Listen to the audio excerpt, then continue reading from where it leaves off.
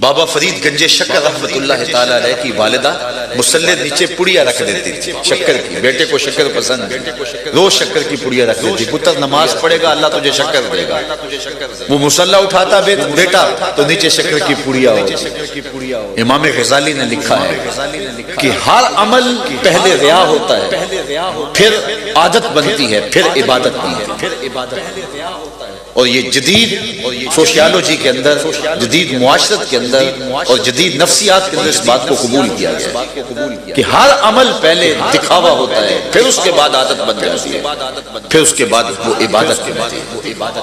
تو حضرت بابا فرید گنج شکر کی ماں ان کے مصلی کے نیچے شکر رکھ دیتی ہے اور وہ نماز پڑھتے ہیں، روز شکر ملتی ہے، بچہ ہے، عمر ایسی ہوتی ہے۔ ایک دن ماں کہیں گئی تھی، واپسی پہ لیٹ ہو، نماز کا وقت ہوا، بچے نے مصلی بچھایا، نماز پڑھی، ادھر ماں بے چین ہے، مالک آج فرید کی ماں کی حکمت کی لاج رکھ لینا، تیرے حضور بیٹے کو بلاوے کا جو طریقہ اس نے ڈھونڈا تھا، مالک ایسا نہ ہو کہ آج مصلی اٹھائے اور شکر کی پڑیا نہ ملے تو بچے کا بھرم ٹوٹ جائے، تو اس کا میرے سے اعتبار اٹھ جائے، تیرے سے اعتبار اٹھ جائے، نماز کے ترک کا ماجرا ہو۔ اللہ اکبر، ماں خیر دھوڑی، جب واپس پہنچی تو بیٹا نماز ادا کر چکا تھا۔ ماں کچھ سننا چاہ رہی ہے، بے تابی سے پوچھتی ہے کہ پتر نماز پڑھ لی ہے؟ تو بابا فرید کہتے ہیں امی ہاں نماز تو پڑھی ہے، لیکن کے بعد ماں کا کلیجہ، دل دھڑک رہا ہے کہ لیکن کے بعد کیا ہے، چونکہ وسواس پہلے ہی ماں کے اوپر حملہ آور ہو رہے ہیں کہ پہلے تو پڑیا میں رکھتی تھی، آج میں نہیں ہوں، مالک میرے بیٹے کا بھرم نہ ٹوٹے۔ کہا امی آج نماز تو پڑھی ہے، لیکن کہا آج جو شکر ملی ہے اس کا چسکا ہی کوئی اور تھا۔ تو کہا پتر سن لے، پہلے فرید کی ماں دیتی تھی، آج فرید کے رب نے دیا۔ تو آج کی ماں کیا بیٹے کے مصلی کے نیچے چاکلیٹ نہیں رکھ سکتی؟ آج کی ماں بیٹے کو نمازی بنانے کے لیے کوئی اور تدبیر نہیں کر سکتی دور موجود کے مطابق؟ تو یہ ماں کی ذمہ داری ہے، ماں اپنے بیٹے کو گیلی مٹی کی طرح ہوتا ہے، بچہ جس سمت کے اندر ڈالنا چاہے ماں اس کو ڈال سکتی ہے۔ اور یہ جدید ریسرچ ہے کہ 8 سال تک بچے نے جو بننا ہوتا ہے بن جاتا ہے، چور بننا ہے، ڈاکو بننا ہے، بدماش بننا ہے، ولی بننا ہے، عالم بننا ہے، فقیہ بننا ہے، جو بننا ہے وہ 8 سال کی عمر تک بن جاتا ہے۔ پھر آگے اس کا پروسیس عمل کا، اس کا تربیت کا دیگر ہوتا ہے، اس کی ذہن سازی اس عمر میں ہو جاتی ہے۔ اور یہ ذمہ داری ماں کی ہے کہ وہ اپنی اولاد کو اس کی صلاحیتوں کے مطابق نکھار دے۔ یہ بھی میں عرض کروں کہ ماں اولاد کو ڈاکٹر بنانے کی آرزو رکھتی ہے، ایک بہت اچھی آرزو ہے۔ ماں اپنی اولاد کو انجینئر بنانے کی آرزو رکھتی ہے، بہت اچھی آرزو ہے۔ ماں اپنی اولاد کو اعلیٰ افسر دیکھنا چاہتی ہے، اچھا بزنس مین دیکھنا چاہتی ہے، بہت بڑا عالم دیکھنا چاہتی ہے، بہت آرزو ہے۔ لیکن سب سے پہلے ماں کی یہ آرزو ہو کہ میرا بیٹا اچھا انسان بنے، اچھا مسلمان بنے، پھر اس کے بعد باقی صفات کا حامل بھی ہو اور یہ خوبیاں بھی اس کے اندر پیدا ہو جائے، اس کے اخلاق پر توجہ دے، اس کے کردار پر توجہ دے، اسے جھوٹ سے نفرت دلائے، جھوٹ سے اس قدر نفرت ہو جائے کہ بچہ جھوٹ کے قریب تک نہ جائے، اور یہ ماں اپنے عمل سے، اپنے رویے سے اور اپنے قول سے اس کی تربیت کرے۔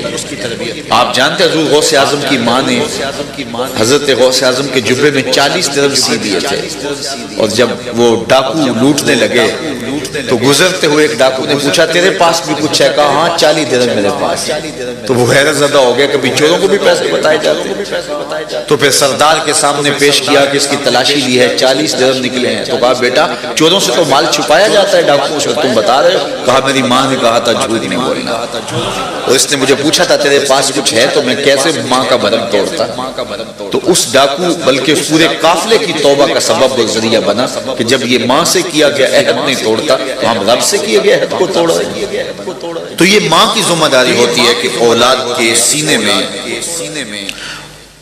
بیٹے کے سینے میں، اولاد کے سینے میں پیار پیدا کرے، اللہ کا پیار پیدا کرے، اس کے رسول کا پیار پیدا کرے، اقدار عالیہ کا خوگر بنائے، اخلاق حسنہ کا اسے ایک خوبصورت مجسمہ بنائے۔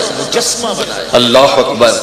اور اس کو سخی بنانے کی کوشش کرے. یہ باہر مانگنے والا آئے تو بچے کے ہاتھ میں پیسے دیں کہ جاؤ ان کو دے کر کے آؤ, اور ساتھ یہ بھی تلقین کرے اس کی عزت نفس کا بھی خیال رکھے. بچے کو جب خرچی دے, سکول بھیجے تو بچے کو کچھ کبھی زیادہ خرچی دے کہ راستے میں کوئی فقیر مل گیا تو بیٹا یہ اس کو بھی دے.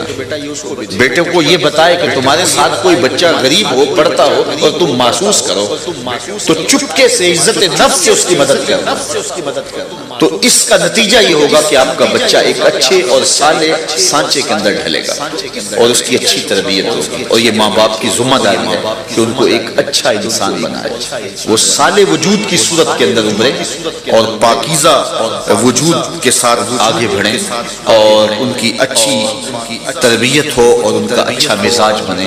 وہ کسی سے دھوکہ نہ کریں. اپنی اولاد کو یہ بتا دے بچپن میں کہ اپنے نقصان کے لیے کبھی بھی کسی کا ضرر نہ چاہیں, کسی کا نقصان نہ چاہیں. اپنا نقصان کر لیں لیکن کسی مومن کا, کسی بھی انسان کا نقصان نہ کریں. اپنے فائدے کے لیے کسی کو خود غرض بچے نہ ہوں.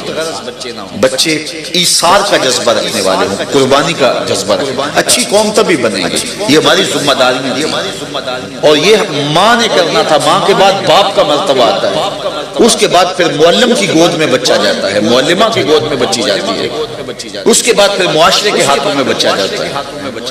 تو یہ جو نسل ہے, اس نسل کی تربیت میں ہماری سب سے زیادہ ذمہ داری ہے. اپنے بچوں کو خود وقت دیں. ایک مشین کی طرح ہم کام نہ کریں کہ سارا دن کام کاج پہ رہے, گھر آئے, 2 لقمے لیے, پھر دوستوں میں بھاگ گئے, پھر موبائل پہ لگے رہے. بچوں کو وقت چاہیے. بچوں کے سیکھنے کا وقت وہ ہوتا ہے جب ہم کہتے ہیں ابھی چھوٹے ہیں. جب بچے چھوٹے ہوتے ہیں اس وقت بچوں کے سیکھنے کا وقت ہوتا ہے, اور جب وہ 12-13 سال سے آگے تجاوز کرتے ہیں تو پھر وہ ماں باپ سے نہیں سیکھتے, پھر وہ دوستوں سے سیکھتے ہیں. تو ماں باپ یہ سمجھتے ہیں کہ اب یہ بچے ہیں, بڑے ہوں گے تو سب سیکھ جائیں گے. نہیں, بچہ اس عمر میں جب سیکھنے کی عمر ہوتی ہے اس وقت ماں باپ ان کو ٹائم نہیں دے رہے ہوتے. اب چھوٹے ہیں, ان کے سوالوں کو معمولی سمجھتے ہیں, ان کے سوالوں کا تسلی بخش جواب دیں, تفصیل سے جواب دیں. اچھے کاموں میں حوصلہ افزائی کریں اور جو کام اچھے نہیں ہیں ان کے اوپر حوصلہ شکنی کریں. اور ان کے لیے تادیبی کاروائی سمجھانے سے شروع کر کے مار تک پہنچ سکتی ہے, ناراضگی تک پہنچ سکتی ہے, لیکن بچے کے نفسیات کو ضرور پڑھیں.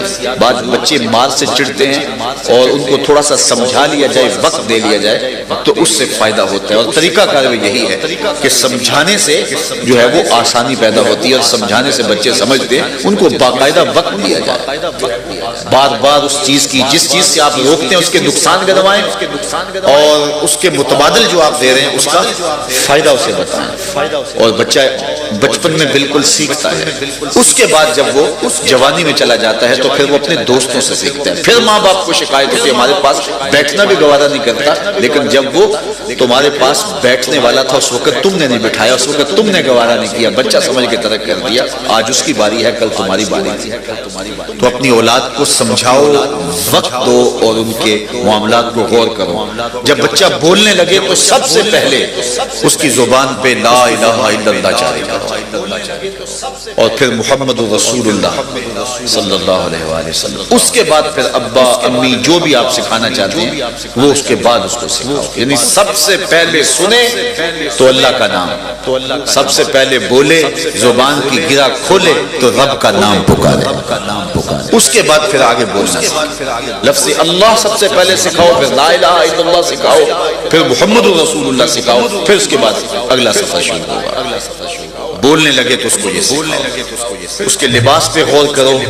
بیٹی ہے تو جب وہ 10 سال کی ہو جائے تو اس کو پردے کا خوگر بنا دو, اور 10 سال کی عمر میں بچوں کے بستر الگ کر دو, ان کی خلوتوں پہ دھیان رکھو, ان کی صفائی ستھرائی کا خیال رکھو, وہ اپنی صفائی کا خود خیال رکھیں, خود کام کرنے کا ان کا مزاج ڈالو.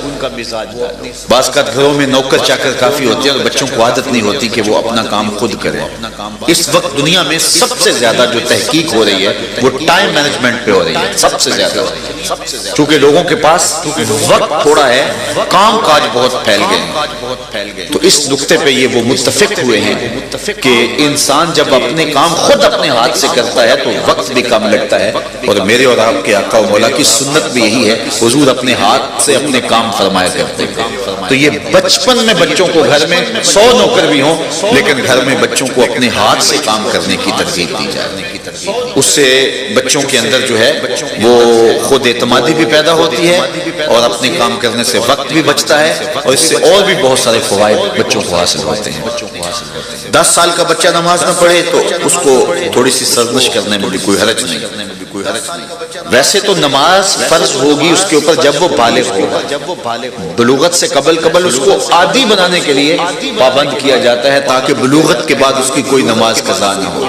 میں آپ کو ایک اور بات بتاؤں, اور وہ یہ کہ جو بچہ بلوغت سے قبل نیک عمل کرتا ہے اس کا سارا ثواب والدین کو پہنچتا ہے, کیونکہ وہ تو ابھی بالغ ہی نہیں ہوا, اس کے اوپر جو ہے وہ چیزیں واجب ہی نہیں ہوئی.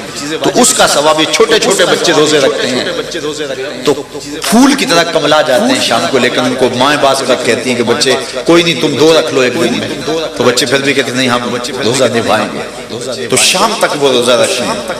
تو وہ روزہ کتنا اللہ کو قبول ہوتا ہوگا جو اس بچے نے 8 سال کے, 9 سال نے, 7 سال کے, 6 سال کے بچے روزے رکھتے ہیں, تو اللہ کو کتنا قبول ہوتا ہوگا.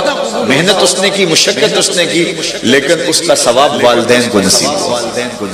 تو اپنی اولاد کو نیکی کا خوگر بناؤ. اس عمر کے اندر وہ جن چیزوں کے خوگر بنیں گے تو اس کے اثرات مرتب ہوں گے. بچوں کو مٹی میں کھیلنے کے لیے چھوڑنے کا کہا گیا ہے تاکہ وہ مٹی میں کھیلیں اور اس سے ان کو جسمانی فوائد ہو جائیں. بچوں پہ وسعت کریں. یجب علی صاحب المال ان یوسع علی عیالہ, جو صاحب مال ہے اس کے اوپر لازم ہے کہ اپنی گنجائش کے مطابق بچوں پر وسعت کرے. بچوں کو گھڑ سواری سکھائی جائے, تیر اندازی سکھائی جائے اور پیراکی سکھائی جائے. یہ 3 چیزیں سکھانے کے لیے کہا گیا ہے. اس سے بچے کے قوا مضبوط ہوں گے, خود اعتمادی میں اضافہ ہوگا. اللہ کے محبوب نے یہ بھی ارشاد فرمایا اپنی اولاد کو 3 چیزیں سکھاؤ, اور وہ کیا؟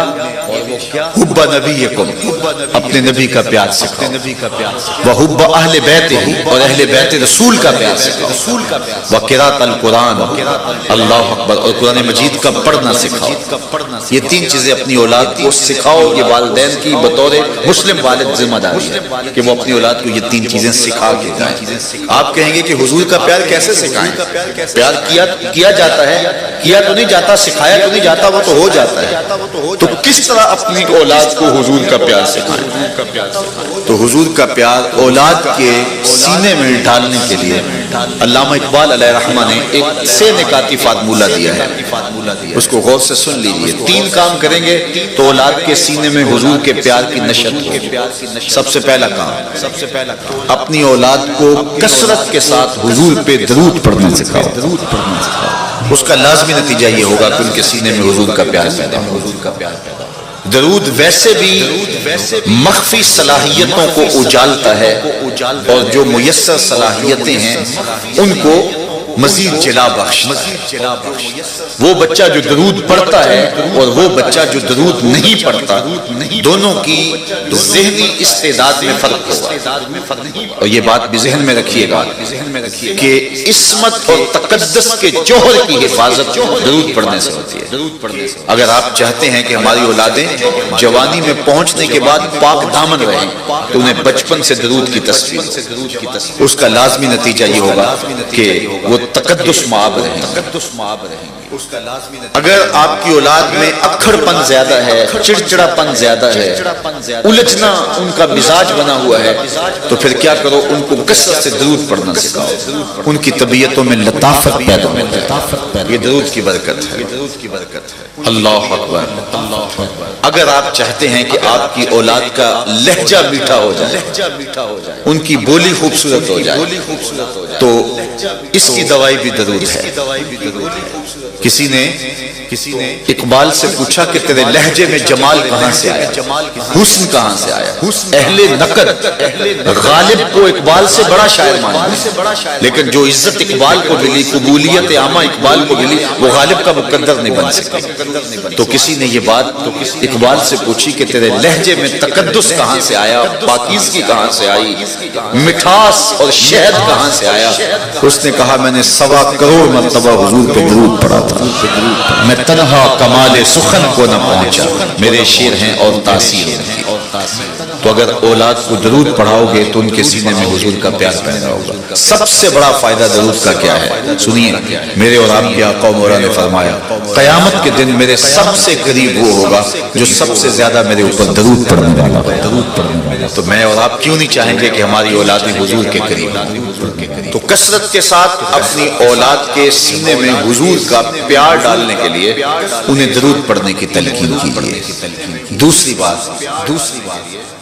انسان کی فطرت ہے کہ وہ حسن پسند ہے، جہاں بھی حسن ہو وہ ادھر لڑک جائے گا، وہ کاکلے داراز میں ہو، وہ لب و رخسار میں ہو، وہ قدِ رانا میں ہو، وہ پپیہے کی آواز میں ہو، وہ بلبل کے لہجے میں ہو، وہ دھنک کی شوخی میں ہو، وہ کوسے قضا کی رنگینی میں ہو، وہ پھوٹتے جھرنوں میں ہو، بہتی ندیوں میں ہو، تتلی کے پروں میں قدرت کی سنائی ہو، وہ موروں کے پروں میں قدرت کی رنگوں کی مینا کاری ہو، بوڑھے کے بالوں کی سفیدی میں ہو یا معصوم بچے کی مسکراہٹ میں ہو، حسن جہاں بھی ہوگا دل کھینچتا ہے۔ جب یہ طے ہے کہ انسان فطرتاً حسن پسند ہے تو پھر اپنی اولاد کو اس کا ذکر سناؤ جہاں حسن بھی پانی بنتا ہے، عشق بھی غلامی کرتا ہے، اس چوکھٹ پہ لے کے آؤ جس کا حسن اللہ کو بھی بھا گیا، ایسے پیارے سے محبت کیجیے۔ اعظم چشتی مرحوم نے تو قلم توڑ دیا نا کہ اپنا معیار زمانے سے جدا رکھتے ہیں، ہم تو محبوب بھی محبوب خدا۔ تو اپنی اولاد کو حضور کے حسن کے تذکرے سناؤ، حضور کے حسن کی باتیں سناؤ، لازمی طور پہ ان کے سینے میں حضور کا پیار پیدا ہو۔ کسی زمانے میں مائیں لوریاں دیا کرتی تھی اپنے بچوں کو اور حضور پہ درود پڑا کرتی تھی یا حضور کے حسن کے تذکرے کیا کرتی تھی، اور بچے صالح اور پاکیزہ وجود کی صورت میں نشو و نما پاتے تھے۔ آج تھرکتی تصویر پر ماں کی نظر جمی ہے اور بچہ دودھ پی رہا ہے۔ جب نیم برہنہ تصویر ماں کی نگاہوں میں ہوگی تو اس دودھ میں وہ تاثیر نہیں ہوگی جو دودھ غزالی پیدا کرتا ہے، جو دودھ رازی پیدا کرتا ہے، جو قطب الدین بختیار کافی پیدا کرتا ہے۔ ماں جب قرآن پڑھتی ہے، اللہ اکبر، اقبال کہتا ہے تو نہ دانی کے سوزے کراتے تو دیگر کو کر تقدیر عمر را، میری بہن تو نہیں جانتی، اگر تو ماں ہو کے قرآن پڑھے، اگر تو بہن ہو کے قرآن پڑھے تو عمر کی تقدیر بدلتی ہے، اور اگر تو ماں ہو کے قرآن پڑھے تو بیٹا نیزے کی نوک پہ بھی قرآن سن۔ تو ماں کو باپ کو ایسا ماحول فراہم کرنا چاہیے۔ تو درود و سلام اپنی اولاد کو پڑھائیں، اپنی اولاد کو حضور کے حسن کا ذکر سنائیں، تذکرہ سنائیں، صرف ایک حدیث حضور کے حسن پر، اور میرا مضمون آگے چلا جائے گا۔ صحابہ میں سب سے آخر میں جس صحابی نے انتقال کیا ان کا نام ہے حضرت ابو طفیل رضی اللہ تعالیٰ۔ حج کا موسم تھا، ہجوم عاشقاں تھا، یہ ایک اونچے ٹیلے پہ کھڑے ہو گئے اور بلند آواز سے بولے لوگوں اس وقت ہوئے زمین پہ میرے علاوہ کوئی نہیں جس نے حضور کو دیکھا۔ سن 110 ہجری میں انہوں نے انتقال کیا، حضور کا وصال سن 11 ہجری کے آغاز میں، گویا حضور کے تقریباً وصال کے 100 سال بعد بھی یہ باقاعد حیات تھے۔ تو ایک ٹیلے پہ چڑھ کے کہتے ہیں لوگوں اس وقت ہوئے زمین پہ میرے علاوہ کوئی نہیں جس نے حضور کو دیکھا ہو، آؤ مجھ سے حضور کی باتیں سنو۔ اللہ اکبر، میں کسی بستی میں جاتا ہوں، کسی شہر میں جاتا ہوں تو لوگوں کا ہجوم امٹ کے آ جاتا ہے، میں کون ہوں، میری اوقات کیا ہے؟ تو جب ایک صحابی آئے ہوں گے تو کیا عالم ہوگا تابعین کا، تو لوگ ہجوم کر کے ان کے گرد جمع ہو گئے۔ اللہ اکبر، یار کیا ناز ہے، آؤ نا مجھ سے حضور کی باتیں پوچھو، میں نے حضور کو دیکھا۔ ہمارے استاد ہوتے تھے سر محمد علی حاشر، اللہ ان کی قبر پہ کروڑوں رحمتوں کا نزول کرے، وہ عمر کے آخری حصے میں تھے، میں بالکل بچہ تھا، تو وہ کبھی بڑے فخر سے کہتے تھے کہ میں اقبال سے ملا ہوں، میں داد دہلوی کو دیکھا ہے۔ مولانا ظفر علی خان کا اخبار چھپتا تھا زمیندار، تو زمیندار اخبار کی شاہ سرخیاں آپ لکھتے تھے، کمال درجے کے کاتب بھی تھے، تو بڑے بڑے اہل سخن سے ملے تو ناز سے کہتے میں فلاں سے ملا ہوں، میں فلاں سے ملا ہوں۔ یار جس نے اقبال کو دیکھا ہو، جس نے داغ دہلوی سے ملاقات کی ہو، وہ تو ناز کرے، اور جس کی آنکھوں نے جمال محمد عربی دیکھا ہو وہ اپنے مقدر پہ ناز کیوں نہ کرے؟ تو حضرت ابو طفیل نے کہا لوگوں آؤ اس وقت روئے زمین پہ میرے علاوہ کوئی نہیں جس نے حضور کو دیکھا ہو۔ لوگوں کا ہجوم بن گیا، اور ابو طفیل رضی اللہ تعالیٰ عنہ کے گرد جمع ہو کے کہا صرف لنا رسول اللہ صلی اللہ علیہ وسلم، تم نے حضور کو دیکھا ہے، بتاؤ حضور کا حلیہ کیسا تھا؟ اللہ اکبر۔ تو حضرت ابو طفیل نے 3 لفظوں میں حضور کا حلیہ بیان کیا، سن لیجئے اور اپنی اولاد کو بتائیے۔ حضرت ابو طفیل نے کہا کان رسول اللہ صلی اللہ علیہ وسلم ابیض ملیحا مقصدا، ایک تو حضور کا رنگ چٹا تھا، بالکل سفید چونے کی طرح نہیں، سرخی کی آمیزش کے ساتھ۔ دوسرا حضور کا حسن نمکین تھا، ایک ہوتا ہے میٹھا حسن دیکھو تو تڑپ جاؤ، اور ایک ہوتا ہے نمکین حسن دیکھو تو دیکھتے رہ جاؤ۔ اور تیسری بات کہا مقصدہ، حضور کا حسن متوازن تھا، قد بھی نہ بہت لمبا نہ بہت چھوٹا، درمیان میں۔ کان رسول اللہ صلی اللہ علیہ وسلم لیس بالطویل ولا بالقصیر، قد لمبا بھی نہیں تھا، بہت لمبا دڑنگا ہونا یہ بھی جو ہے وہ مناسب نہیں ہوتا، حسن ظاہر کر دیتا ہے، اور پست قامتی بھی عیب ہے۔ حضور کا قد درمیانہ تھا، درمیانے سے تھوڑا سا اٹھتا ہوا۔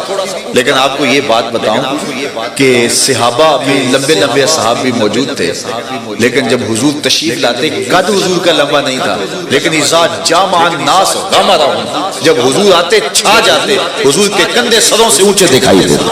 یہ اللہ نے اپنے محبوب کو اللہ اکبر۔ تو حضور علیہ السلام کا سارا معاملہ متوازن تھا۔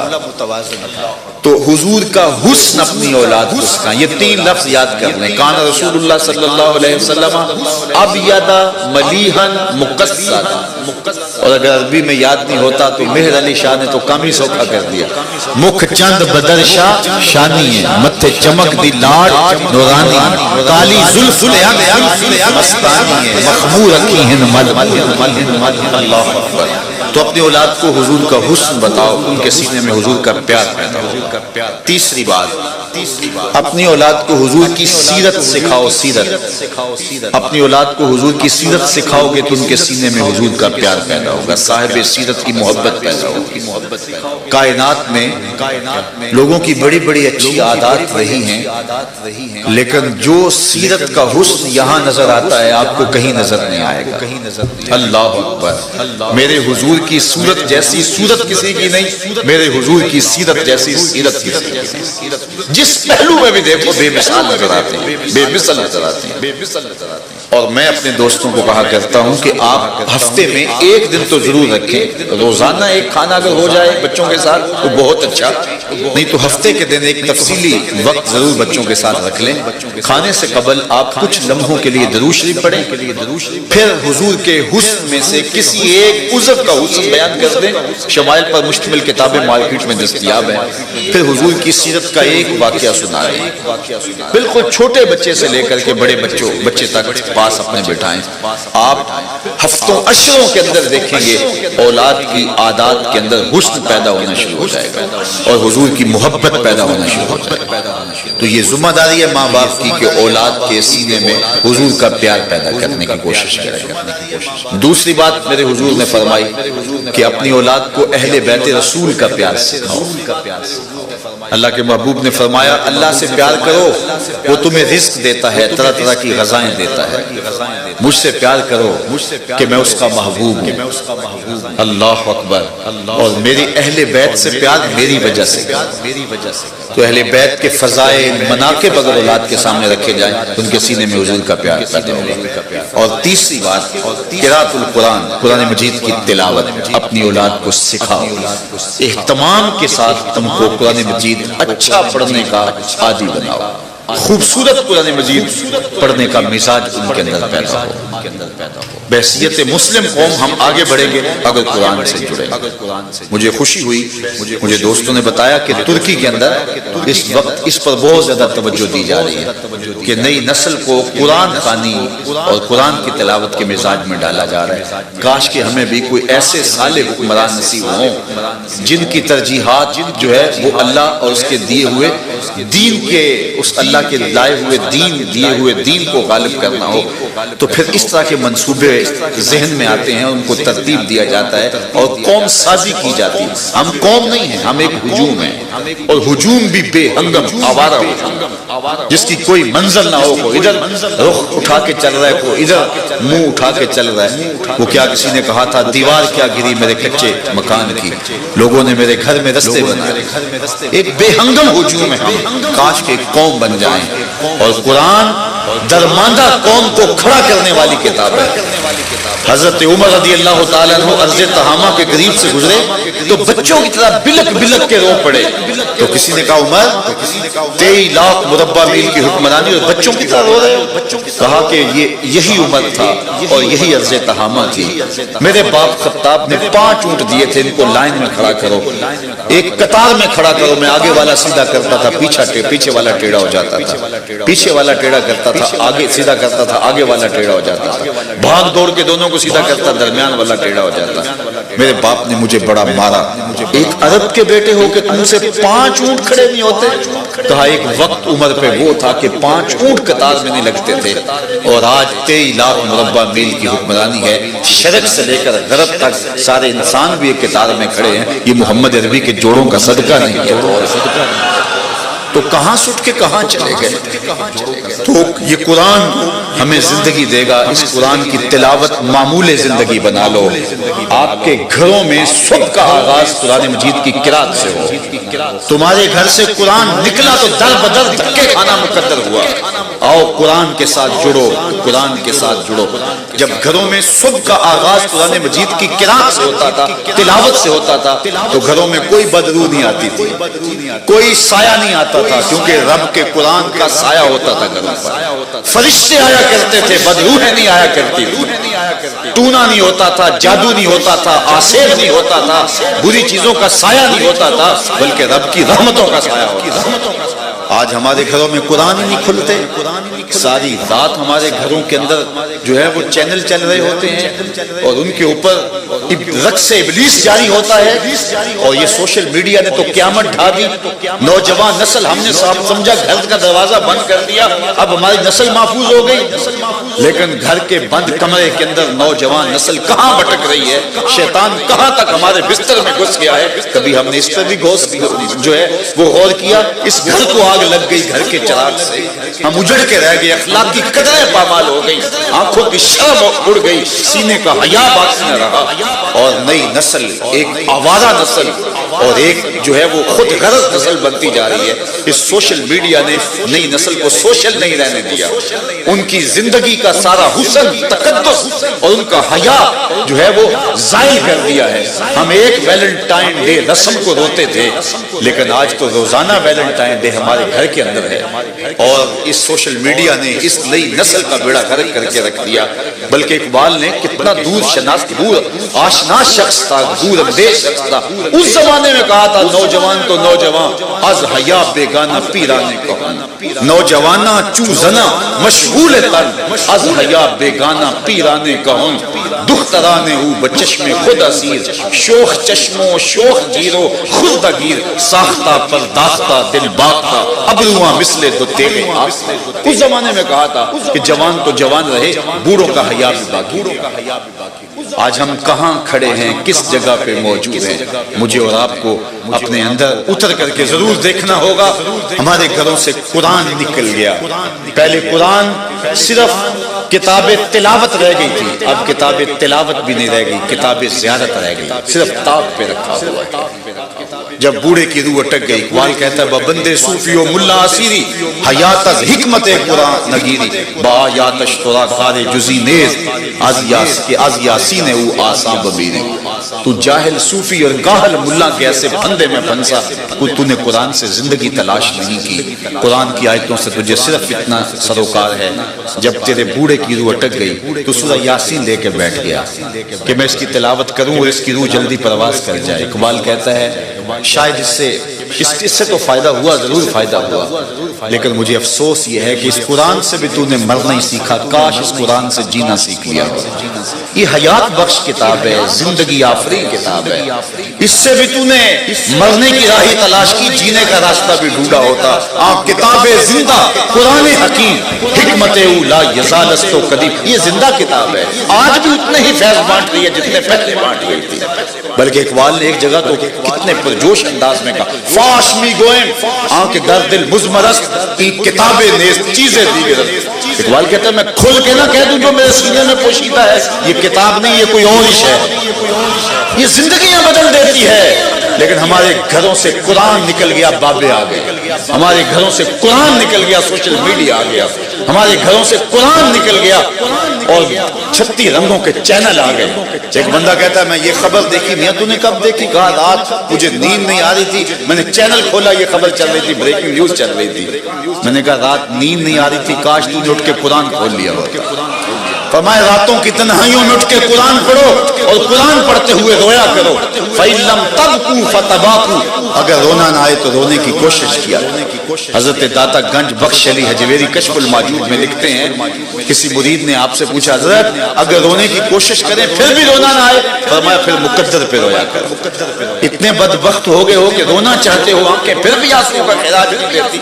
دل سخت ہو جائیں گے، دل سنگ سے بھی زیادہ، پتھر سے بھی زیادہ سخت ہو جائیں گے جب قرآن سے دوری ہوگی. اپنی اولاد کو قرآن مجید کی طرف لے کے آؤ، عادی بناؤ، خوگر بناؤ، پھر دیکھنا زندگی کس چین کی زندگی ہے.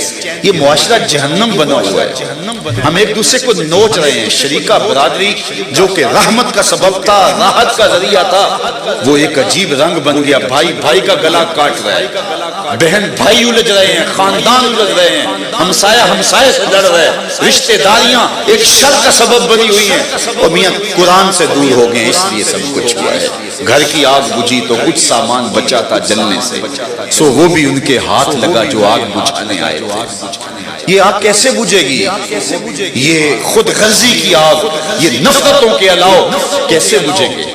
قرآن سے بجھیں گے. کہا اپنی اولاد کو قرآن پڑھنے کا خوگر بناؤ، اپنی اولاد کو اللہ کا ڈر ان کے سینے میں داخل کرنے کی کوشش کرو. اپنی اولاد کے سینے میں حضور کا خوف ڈالو، حضور کی محبت ڈالو اور اللہ کی خشیت ڈالو، اللہ کا پیار ڈالو. اللہ کا پیار کیسے پیدا ہوگا؟ فکر آخرت راسخ کرو کہ یہ دنیا 4 دن کی ہے اور یہ سانسیں ٹوٹ کے بکھر جانے والی ہے اور ہم اللہ کے حضور حاضر ہونے. کبھی اپنی اولاد کو لے کے قبرستان جایا کرو، اپنے آباء و اجداد کی قبریں دکھایا کرو کہ یہ ہمارے بڑوں کی قبریں ہیں، ہم بھی یہاں آنے والے ہیں اور ہمارے پیچھے آپ بھی آنے والے ہیں. مغرب کی نماز کے بعد اگر ایک دن مقرر کر لیں ہفتے میں کہ اپنی اولادوں کو لے کے قبرستان میں جائیں، اس سے اللہ کی خشیت پیدا ہوگی. قرآن مجید کی تلاوت سے اللہ کی خشیت پیدا ہوگی. کثرت سے موت کا ذکر کرنے سے خشیت الہی پیدا ہوگی. یہ اٹھتے ہوئے جنازے، یہ پھیلی ہوئی قبریں، یہ ڈوبتا ہوا سورج، یہ سب کچھ ہمیں اللہ کے قریب کرنے والی چیزیں ہیں. لیکن جب جوانی ہوتی ہے، صحت ہوتی ہے، اس وقت ہم بھول جاتے ہیں. یاد اس وقت آتا جب ہاتھ میں کچھ نہیں ہوتا. وہ ایک فقیر تھا، وہ بازار میں کھڑا رو رہا تھا. کسی نے گزرتے ہوئے روک کے کہا بابا کیا ماجرا ہے؟ کسی نے مارا ہے، تنگ کیا ہے، کیوں رو رہے ہو؟ اس نے کہا کوئی ایسا واقعہ نہیں ہوا، بس ان لوگوں کے رویے نے تڑپا دیا. کہا کیا ہوا؟ کہا گزر رہا تھا، دنیا میں کھوئے ہوئے لوگوں کو دیکھا، دل میں ترس جاگا، تو میرا خیال ہوا ان بندوں کی اور رب کی صلح کروا دوں. تو کہا پھر کیا ہوا؟ کہا میں نے اس سے بات کی. اس نے کہا لے آ ان کو میری دہلیز پہ، ایک آنسو سے سارے گناہ معاف کر. بڑا خوش ہوا، میں نے ان سے بات کی، لیکن یہ الٹا میرا مذاق اڑانے لگے. جا بابا کام کر، تجھے کیا پتا دنیا داری کیا ہوتا. تو وہ تو مانتا ہے، یہ نہیں مان رہے. مجھے ان کے رویے پہ رونا آیا. اگلے دن وہی شخص قبرستان کے قریب سے گزرا، دیکھا کہ وہ بابا وہاں کھڑا رو رہا ہے۔ کہا بابا بازاروں میں بھی روتا ہے، قبرستانوں میں بھی روتا ہے، آج کیا ماجرا ہے؟ کہا کہ ماجرا کل والا ہی ہے۔ کہا کیا مطلب؟ کہا کل بازار سے گزرا، ان کو دنیا میں کھوئے ہوئے دیکھا، دل میں ترس جاگا، میرا خیال ہوا ان بندوں کی اور رب کی صلح کروا دوں۔ میں نے اس سے بات کی، وہ تو مانتا تھا، وہ بندے نہیں مانے، آج ادھر آ گیا، مایوس ہو کے ادھر آ گیا، اور میرا آج یہ خیال تھا ان بندوں کی اور رب کی صلح کرواؤں۔ کہا آج کیا بنا؟ کہا آج یہ مان گئے ہیں، وہ نہیں مانتا، آج وہ مان رہا ہے رحمت کے دروازے کھلے ہیں، آج ساوی نے کھلے راوی نے، انج ٹوک نوکھڑے ٹکڑے نے، ٹور پویں تے فاصلے مک جاندے کر بیٹھیاں پینڈے مکنے۔ آج میں اور آج اپنی زندگی کو اللہ اس کے رسول پہ لے آئیں اور اپنی اولاد کی صالح تربیت کے ذریعے انہیں اچھائیوں کا خوگر بنائیں، جو ہمارا بھی بڑھاپے میں سہارا بنے اور ہماری قبر میں بھی روشنی اور نور اور نکھت کا اجالا بنے۔ ورنہ میں نے ایسی اولاد بھی دیکھی ہے جو اپنے سکے ماں باپ کا جنازہ نہیں پڑھ سکی۔ آپ کہیں گے کوئی بد نصیبی ہوگا، وہ یہاں ہوگا نہیں۔ میں نے کہا نہیں، وہ گھر موجود تھا، جناز گاہ میں گیا لیکن جنازہ نہیں پڑھا۔ آپ کہیں گے کوئی ایسی بد نصیب اولاد بھی ہوتی ہے؟ میں نے کہا ہاں، یہ وہ بد نصیب اولاد ہے جس کو جنازہ آتا نہیں۔ جس طرح رسمن لوگ کھڑے ہوتے ہیں، یہ بھی رسمن کھڑے ہوتے ہیں، اور اس سے بڑا بد نصیب کون ہوگا جس نے اپنی سکی ماں کا جنازہ نہیں پڑھا، جس نے اپنے سکے باپ کا جنازہ نہیں پڑھا۔ اور اولاد صالح ہوگی، نیک ہوگی، الگ سے سپیشل دعا نہ بھی کرے گی تو دن میں کتنی مرتبہ نمازوں میں کہے گی ربنا اغفر لی ولوالدی، اے اللہ مجھے بھی بخش دے، میرے ماں باپ کی بھی مغفرت فرما دے۔ تو اللہ ان کے کبھی اٹھے ہوئے ہاتھ قبول کر لے۔ تو صاحبو یہ تھوڑی سی زندگی آئیے اللہ اور اس کے رسول کے نام پر ہم گزار دیں۔ یہ میسج آپ سب کے نام ہے، اور کیو ٹی وی کی وساطت سے یہ پوری دنیا تک یہ پیغام اولادوں کی تربیت کے حوالے سے پہنچنے والا ہے۔ اللہ جل شانہ ہم سب کو اپنی اولادوں کو صالح بنانے کی توفیق دے تاکہ ایک اچھے معاشرے کی تشکیل کی ضمانت ہو۔ اللہ مجھے آپ کو اپنی رحمتوں کے حصار میں رکھیں۔